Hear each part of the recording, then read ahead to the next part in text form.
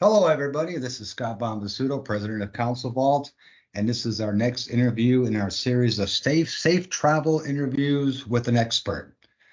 Today, I'm speaking with Brian Anderson Needham. Brian is the owner of a company called Weapon Brands Training. Brian has had a career most could never imagine. He started out as a U.S. Marine. Brian commanded important roles in keeping America safe. Some of the positions Brian held were sniper, he was a platoon sergeant, and he also was a route recon forward operator.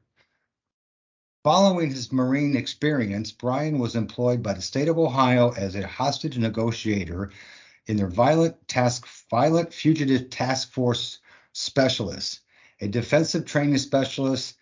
Later, the state of Ohio tasked Brian to develop and train law enforcement agencies as well as parole and correction department in self-defense programs, including defense tactics, subject control, firearms, hand-to-hand combat, and de-escalation techniques. Through Weapons Brand, Brian empowers civilians to be their own weapon through both mindset work and training in self-defense, firearm training, and more. Brian has trained over 5,000 law enforcement, probation, and correction officers, and now takes pride in training individual groups and corporate clients who take getting home to their families every night safely as a priority. I want to welcome you, Brian. You have a pretty boring resume there, buddy. I got to tell you. I was kind of worried about having subject matter to talk about, but man, what a background. Kudos to you, buddy. I appreciate it, man. Thank you. So I guess my first question is the name Weapon Brand. Where did it come from, and what does it mean to you? So weapon, actually, we started using the term weapon for our clients at. I also own a training facility in Ohio, and its name is Combat Athlete Performance Academy. So we do a ton of stuff there. We do a lot of functional fitness, a lot of Muay Thai, Jiu-Jitsu, those types of things. Different martial arts programs. However, our biggest thing there was teaching self-defense. So this was actually it was 5 years ago, actually, in July. It was actually invented and opened before Weapon Brand was even a company. So where that term weapon came from is we would call our clients weapons. We'd say, we're building you into weapons, and we have a pretty cool banner there that says within these walls weapons are made, and it just kind of carried on. And when we opened our self-defense company, our whole mindset was, let's, instead of people relying so much on secondary devices, on their firearms, on their pepper spray, on tasers, anything that somebody would carry, whether they're law enforcement or just a civilian, we wanted to make them have the mindset that they were the actual weapon, that their body, their mind was the actual weapon. So that's where that came from. That's very interesting and exciting. Yeah. I guess leads me to the next question. When you talk about self-defense, what are the most common misconceptions from people regarding self-defense? So, man, we get so many questions about, well, what do we do if the person does this, and what if we do? And when we get asked this question, we usually get asked them from a physical standpoint. So one of the biggest misconceptions in self-defense to me is the fact that people are consistently thinking that it is a physical aspect, or their physical tactics that you use. And what we teach our people is, yes, that's very important to be able to fight out of that situation, and we do teach that. However, we always initially begin with the mindset. You're worth defending, and then once you get past, not really past, but you start to believe in yourself that you are worth defending, then we start teaching you how to look out for those bad situations. So we typically start teaching universal behavioral patterns to individuals that could pick out danger to avoid that danger before they actually get it. And then once they're in it, then that's when our physical tactics come into play. Right. Try to avoid it at first, and then if you're forced, yeah. Which leads me to a follow-up question. Now, the most misconception, personal defense involving a firearm now, because your body's one thing, a firearm's a whole different thing. What's the most misconceived thing about that? So there's several misconceptions that really stand out with firearms, and one is that if I have this thing on my side, well, I'm safe. However, when I would teach my officers when I worked for the state of Ohio about bad guys, I would try to explain to them your experience. You may have a year in the department, or you may have 20 years, but these bad guys that you're coming across, their whole life experience is their experience. Their whole, Mm-hmm. them being a bad guy, them doing bad guy things, that's created an experience that none of us are able to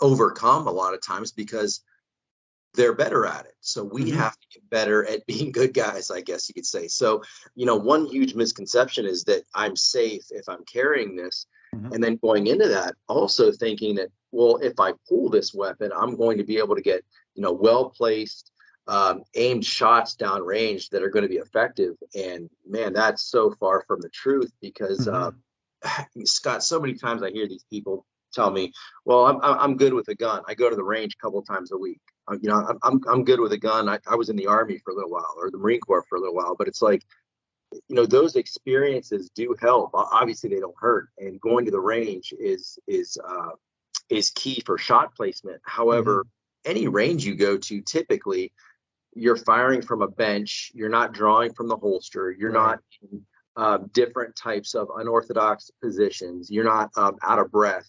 There's not somebody coming at you or running away from you. There's just, there's a piece of paper in front of you, typically anywhere from 9 to 30 feet away, and Mm-hmm. it's not doing anything but possibly swaying in the wind a little bit. So Right. it's like, a big misconception is that once I have this gun, now that I'm safe because I'm going to be able to shoot it. And when I shoot it, well, it's going to hit the target. But Right. I can give you kind of a crazy statistic.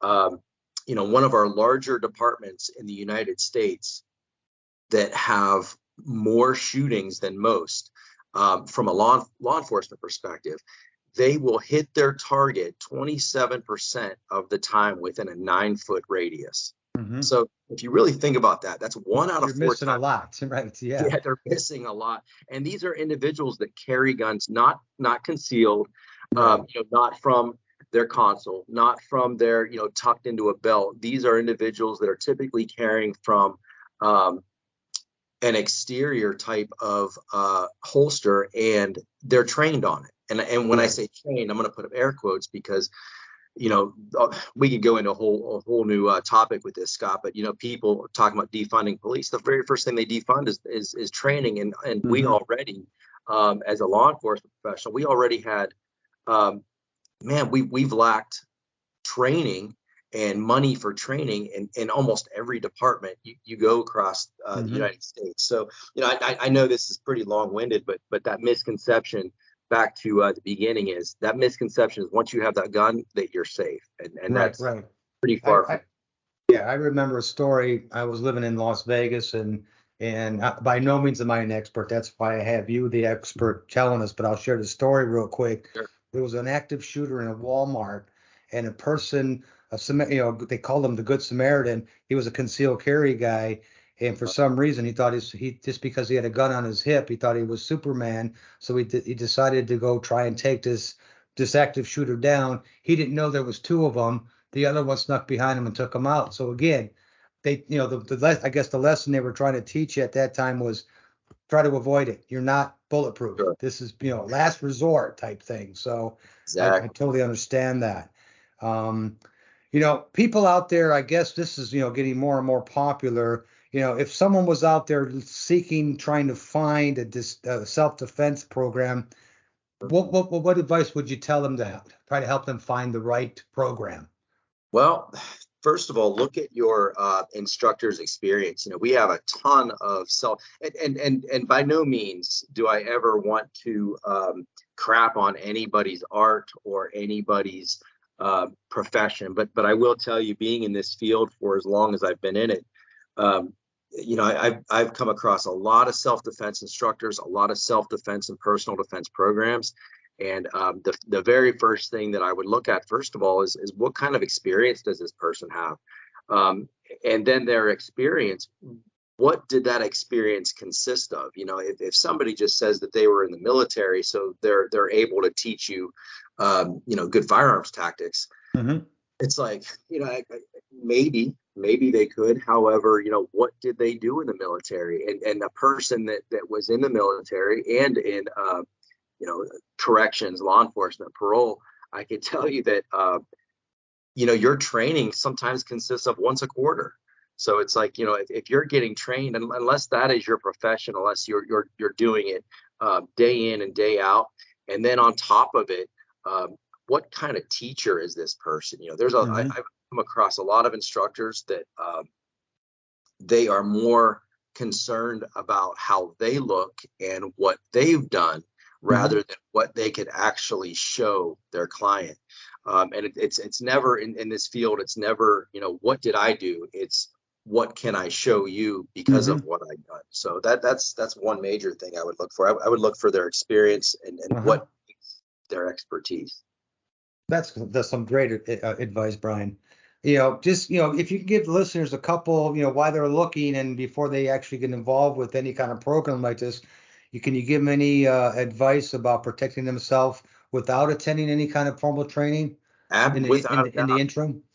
Absolutely. The one thing that I would tell you is, trust what you see and trust what you feel. We don't put enough weight into intuition, and having intuition and trusting what you see and trusting what you feel is paramount, because if you trust in what you see, you're then going to avoid it. Possibly because there's so many. I'm going to give you examples, Scott, that we use in some of our classes. If you're driving down, like here, I'm in Florida, and Interstate 275 is pretty pretty fast, I would say. So, but if I'm going, or any of us, we're going 75, we'll say in a 60, you're going 15 miles over the speed limit, right? So if you see a trooper or a law enforcement officer in the median, what would you typically do? You typically hit the brakes. Yeah, you slow down. And react to it. And you did that because of what you saw. You saw the trooper in the median. You knew you were going fast. And the only thing you're going to get out of that is a ticket. So if we could actually put that into everyday life, according to bad situations and bad guys, if I could trust in what I see, if I see something that just seems a little bit off, or I see something that just gives me that weird intuition, that gut feeling, and I actually act on it, I hit the brakes and I avoid it, I'm going to be a little bit safer. But too many times we have people that they really don't trust in what they see, or they're just a little bit overconfident. They do see that it could be dangerous and they think, oh, it won't happen to me. But like we always say, you don't need it until you actually do. So trust in what you see, trust what you feel, and then try at all costs to avoid that situation, because the one fight that we don't lose is the one we don't get into. Right. I think that's great advice, buddy. This next one's really interesting because when I first looked at it, I'm thinking, why? But then after you start thinking about it, it makes a total sense. But it's, I see you're starting a series of workshops and safety courses geared towards realtors. Yeah. Realtors. Can you tell us what were the catalysts for that and some specific needs the community may have when it comes to safety and self-defense? Absolutely. We, that's one thing that we specialize in Ohio and in Florida. Weapon Brand is able to give continuing education units to realtors that take our classes. And we've gone in front of committees, we've submitted a bunch of stuff, and we finally got approved with that. So we're really proud of that accomplishment.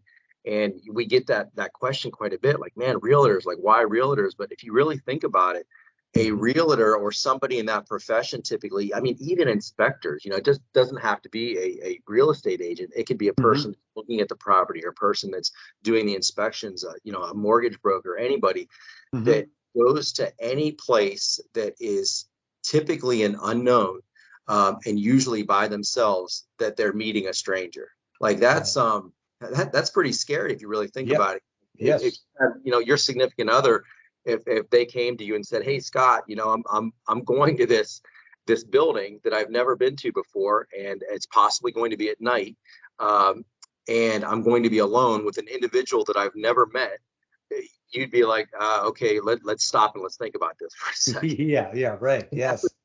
And these people do this on a daily. So, we started reaching out to some realtors and their agencies, and man, they really hopped on it because there's so many incidents that you don't make, I guess, the media per se, that we really miss out on. And there's a lot of stuff that happens in that community, and for all good reason, they try to keep it pretty quiet because obviously, they don't want those types of bad stigmas to get out there about the job or about what possible people could do. So, Right. but we get a lot of people that tell us, realtors, for instance, that tell us even open houses. They're open house events. They see more crap that you could ever imagine. I mean, I've heard so many stories now that are pretty eye-opening, and where a lot of that came from is when I would teach parole officers. I would teach them, they were going into an offender's home, that they would have to read that offender. They'd have to read that body language. They'd have to read the environment. What does it look like before they enter? When they do enter, what family members are there? What friends are there? What possible gang members are there? Are they there alone? Do they have a weapon? Do they not have a weapon? Talking about the parole officer. So, that's where a lot of that stemmed from, and it really correlated to that type of field in the with realtors. That's fantastic. That is so cool. So, This next one's near and dear to my heart for obvious reasons. You also offer specific training related to rideshare and in-vehicle safety. yeah. Tell us about that. So we obviously we use here in Florida, especially more than Ohio. I use Uber and Lyft a ton, and different rideshare services. And you just hear these stories, and I'm 47 now, so I've been using these things since they really started. And I've heard, I don't know how many stories of people that have been attacked or people that have just been in really precarious situations, and they're alone. And a lot of those companies will not allow you to carry. So and even if you do carry, it's like, what type of self-defense is out there for you being in your vehicle once you're locked in that cage with another person, and even going, say 55 miles an hour down the highway. It's like, what could you possibly do? So we actually teach a lot of things on how to avoid situations, how to de-escalate the situation, and then if it actually really starts, what are you going to do in your vehicle? And one cool thing that we do, Scott, is a lot of times if we have a private client, we'll actually go over their own vehicle that they're using. We had one individual that we were showing, hey, you get locked in the trunk. This is the little latch that you pull, and he had no idea that thing was in there. So we made a cool little video out of it, and it just shows that there's so many things that all of us are missing, and rideshare driver safety was one of those things that a lot of us are missing on how to keep safe with. Interesting. One more question, Brian. Sure. How has your experience in training police officers differed or prepared you for training civilians? How was the difference there? Yeah. Well, I'm going to be honest with you, and any law enforcement professional will tell you, cops are the hardest people to teach, because they have this mentality that, hey, I have this badge, I've got this gun, you're supposed to listen to me. And the bad guys really don't care. The bad guys don't need their consent.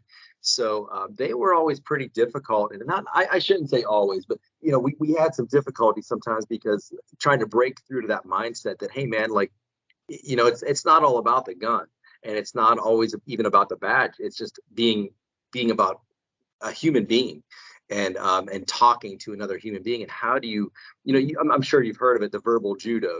How do you actually talk to somebody, gain some information, and also possibly de-escalate that same possible incident before it actually happens. So that really helped with teaching civilians that are really, a lot of them are blind to what the law enforcement community sees on day in and day out. So Mhm. I guess what really helped me to switch to civilians was not just having the experience of teaching those police officers, correction officers, and parole and military for that with their tactics, but also understanding what the civilians were also. I guess I saw both sides of it. So, what were civilians thinking when they were talking to a cop? What were cops thinking when they were talking to civilians? And that really that carried a lot of weight when we transferred over to an almost nothing but civilian based company. So we still do train law enforcement up in Ohio at our Mhm. academy. We still do a lot of physical training.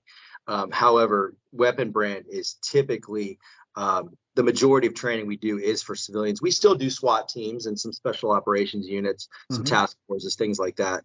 Some police departments will call us in, but our typical client is a civilian, and a lot of that law enforcement training that I had and also taught them, it really carried over well because it's just cool to a civilian, right? Sure.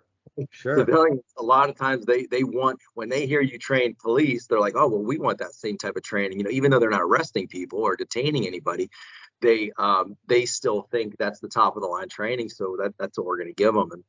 And quite honestly, Scott, the biggest drive for any of it is just being able to know that you're empowering those people. That when I was in that profession for years, I thought, man, a lot of these people are getting paid for this training. They could care less whether they have it or not. And there's civilians out there that are in much more dangerous situations than any of us are. And what training could they get other than going to a Mhm. martial arts studio or to a dojo, Right. Right. Well, hey, exciting stuff, man. I tell you what, next time I talk to Tom Clancy, if he's looking for a Jack Ryan fill-in, I can definitely recommend you. Yeah. Hey, I know this phrase has been diluted over time, but again, we appreciate your service. What an incredible resume. The advice you give us is priceless. And you God, know what? We're just out to help you and push your message, and you're helping us push our message. And again, I appreciate you taking your valuable time today to speak with us, and I can't thank you enough, buddy. thank you. Hey, and Scott, that I did receive the console vault. Man, that's top of the line. I love it. I absolutely love it. Great, man. I tell you what, especially for your realtors, that was the interesting Yes, thing about that, yes, because they got to get from wherever they're going in their vehicle, and that's the product absolutely. we provide. So, I'm definitely going to promote it. It's safe, it's easy, it's simple mhm. to use, so it's top of the line, man. I really appreciate it. You got it, Brian. Hey, Brian, again, thank you so much. I will only wish you the best. Feel free to reach out to me anytime. I look forward to talking to you in the future, buddy. Will do. Thank you, Scott. Appreciate it. Thank you. Bye bye. Bye.